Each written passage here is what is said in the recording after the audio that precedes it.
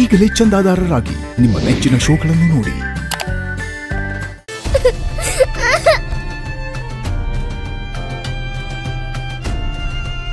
ಹಿತಪುಟ ಹಿತಪುಟ ಹಿತಪುಟ ಹಾಗೆಲ್ಲ ಮಾಡಬಾರ್ದಮ್ಮ. ನನ್ ಬಂಗಾರಿ ಅಲ್ಲ. ಹಿತ ಬೇಡಮ್ಮ, ಮಾಡಬಾರ್ದು ಕದ. ದುರ್ಗಾ ಬಂದ ಬಿಡು. ಪುಟ್ಟ ಪುಟ್ಟ ಬಿಡಮ್ಮ, ಪುಟ್ ಬಿಡ, ನನ್ ಮಾತು ಕೇಳಮ್ಮ.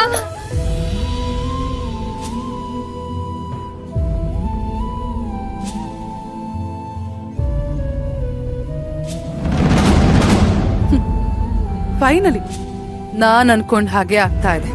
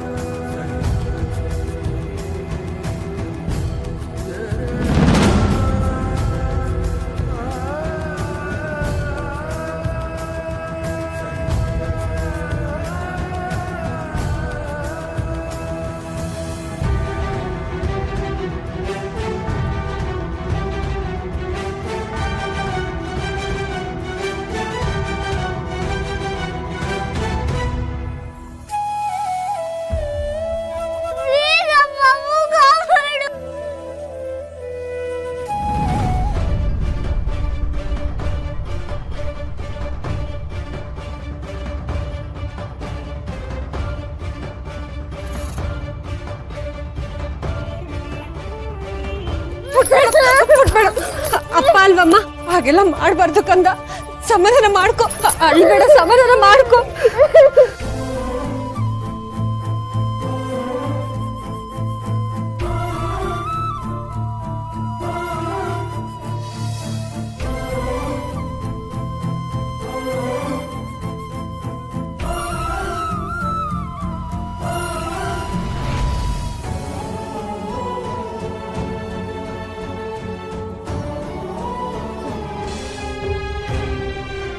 ತಗೊಳ್ಳಿ.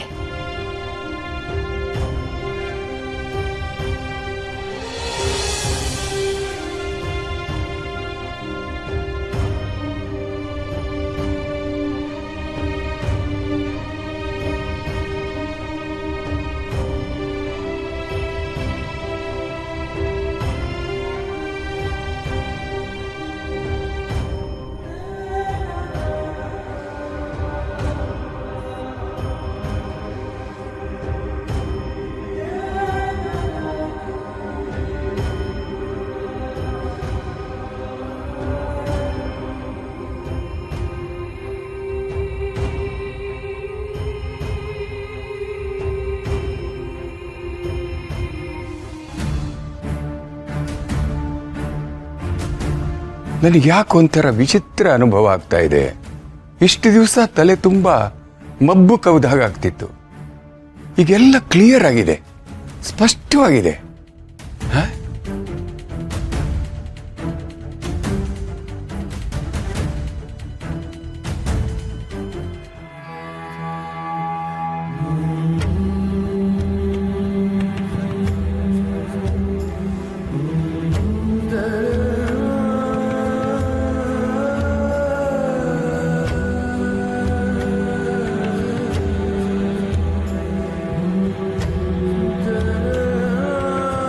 ಶರತ್,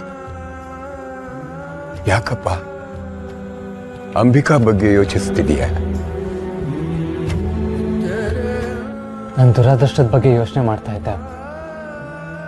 ಮೊದಲು ಅಂಬಿಕಾನ ಕಳ್ಕೊಂಡೆ, ಈಗ ಅವಳ ನೆನಪುಗಳನ್ನ ಉಳಿಸ್ಕೊಳಕ್ಕಾಗದೆ ಒದ್ದಾಡ್ತಾ ಇದ್ದೀನಿ. ನನ್ನ ಹಣೆ ಬರನೇ ಸರಿ ಇಲ್ಲ ಅಂತ ಅನ್ಸುತ್ತೆ. ಒಂದೊಂದ್ಸಲ ಅಂತೂ ಅಂಬಿಕಾ ನನಗೆ ಸಿಗದೆ ಇದ್ದಿದ್ರೆ, ಅವಳನ್ನ ಮದುವೆ ಆಗದೆ ಇದ್ದಿದ್ರೆ ಇವತ್ತವಳು ಜೀವಂತವಾಗಾದ್ರೂ ಇರ್ತಿದ್ಲೇನೋ ಅಂತ ಅನ್ಸ್ಬಿಡುತ್ತೆ. ಎಲ್ಲ ನಂದೇ ತಪ್ಪು ಅಪ್ಪ.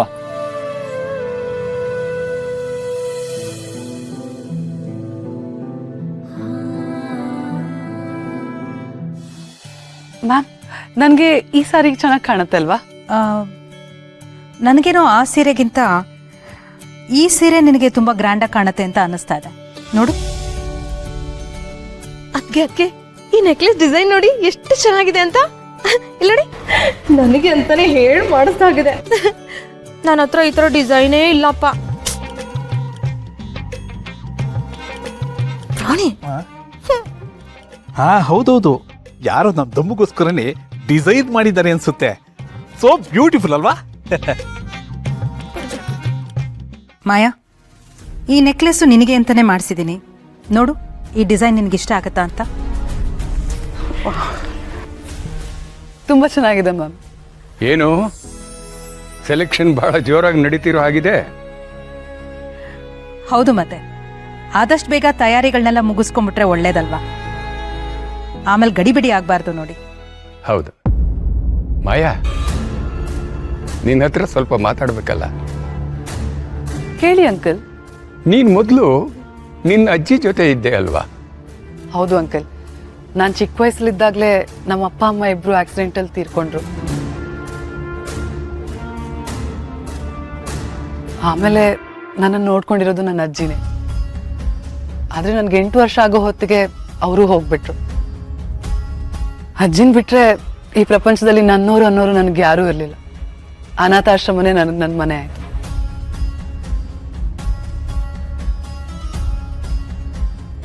ಆ ಪರಿಸ್ಥಿತಿ ನೆನೆಸ್ಕೊಂಡ್ರೆ ಮನಸ್ಸಿಗೆ ತುಂಬಾ ನೋವಾಗುತ್ತೆ. ಮಾಯಾ, ನಿಮ್ಮಜ್ಜಿ ನಿನ್ನ ಜಾತಕನ ರೆಡಿ ಮಾಡಿಸಿದ್ರಾ? ನಾರ್ಮಲ್ ಆಗಿ ಮಗು ಹುಟ್ಟಿದ ತಕ್ಷಣ ಜಾತಕ ಬರೆಸ್ತಾರೆ. ನಿಂದು ಹಾಗೆ ಬರ್ಸಿರ್ಬೇಕಲ್ವಾ? ಹೌದು ಅಂಕಲ್, ನಮ್ಮ ಅಜ್ಜಿಗೆ ಜಾತಕದ ಮೇಲೆ ತುಂಬಾ ನಂಬಿಕೆ. ನಾವು ಮುಂದೆ ಏನ್ ಮಾಡ್ಬೇಕು ಅಂತ ಗೊತ್ತಾಗ್ದಿರೋವಾಗ ಜಾತಕ ನೋಡ್ಬೇಕಂತೆ. ಅದೇ ನಮ್ಗೆ ಜೀವನದಲ್ಲಿ ಏನ್ ಮಾಡ್ಬೇಕು ಅಂತ ಒಂದು ಕ್ಲೂ ಕೊಡತ್ತೆ ಅಂತ ಯಾವಾಗ್ಲೂ ಹೇಳ್ತಾ ಇದ್ರು. ಅದಕ್ಕೆ ಅದನ್ನ ಯಾವತ್ತೂ ನಿನ್ ಜೊತೆನೆ ಇಟ್ಕೋ ಅಂತಾನೂ ಹೇಳ್ತಾ ಇದ್ರು. ಇವತ್ತಿಗೂ ಜಾತಕ ನನ್ನ ಜೊತೆನೇ ಇದೆ ಅಂಕಲ್. Very good. ಜಾತಕ ನಿನ್ನ ಹತ್ರ ಇಟ್ಕೊಂಡಿರೋದು ಒಳ್ಳೇದೇ ಆಯ್ತು. ಯಾಕಂದ್ರೆ ಯಾವಾಗ ಅವಶ್ಯಕತೆ ಬೀಳುತ್ತೆ ಅಂತ ಹೇಳೋಕ್ಕಾಗೋದಿಲ್ಲ. ಒಂದ್ಸರಿ ನಿನ್ನ ಜಾತಕ ತಂದ್ಕೊಡ್ತೀಯಾ? ಅಲ್ಲಣ್ಣ, ಮಾಯನ್ ಜಾತಕ ನಿನಗ್ಯಾಕೆ ಬೇಕು? ಶರತ್ ಮಾಯಾ ಜಾತಕನ ನಾವು ಜ್ಯೋತಿಷಿಗಳಿಗೆ ತೋರಿಸಿದೀವೋ ಇಲ್ಲೋ ಅಂತ ನನಗೆ ಜ್ಞಾಪಕಕ್ಕೆ ಬರ್ತಾ ಇಲ್ಲ. ನಮ್ಮ ಮನಸ್ಸಿನ ಸಮಾಧಾನಕ್ಕಾದ್ರೂ ಒಂದ್ಸರಿ ತೋರಿಸೋದು ಒಳ್ಳೇದಲ್ವಾ? ಅಲ್ಲ, ಜಾತಕ ತೋರಿಸೋ ಅವಶ್ಯಕತೆ ಏನಿದೆ? ಇನ್ಫ್ಯಾಕ್ಟ್ ಅಂಬಿಕಾ ಮತ್ತೆ ಶರತ್ ಜಾತಕನೂ ನಾವು ತೋರಿಸಿರ್ಲಿಲ್ಲ ಅಲ್ವಾ? ಹೌದು, ಅದಕ್ಕೆ ಏನಾಯ್ತು ನೋಡು. ಅಂಬಿಕಾ ಅಲ್ಪಾಯುಷಿ ಅಂತ ನಮಗೆ ಗೊತ್ತಾಗಲೇ ಇಲ್ಲ. ಅವಳನ್ನು ಕಳ್ಕೊಂಡು ಶರತ್ತು ತುಂಬ ಸಂಕಟ ಪಡ್ತಾ ಇದ್ದಾನೆ. ಶರತ್ ವಿಷಯದಲ್ಲಿ ಮತ್ತೆ ರಿಸ್ಕ್ ತಗೊಳ್ಳೋದಕ್ಕೆ ನನಗೆ ಇಷ್ಟ ಇಲ್ಲ ಮಾಡಬೇಕು.